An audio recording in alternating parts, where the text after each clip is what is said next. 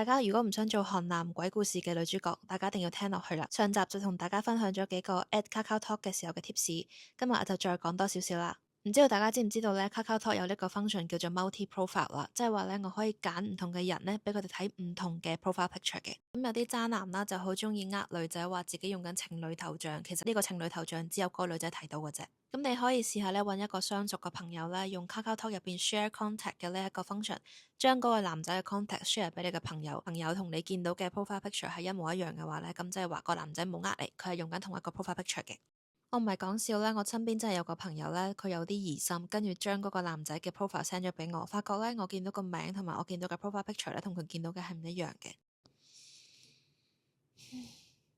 雖然咧韓國真係好多渣男啦，但我都知道好多人係好想嘗試去認識一啲嘅韓國男仔嘅，咁所以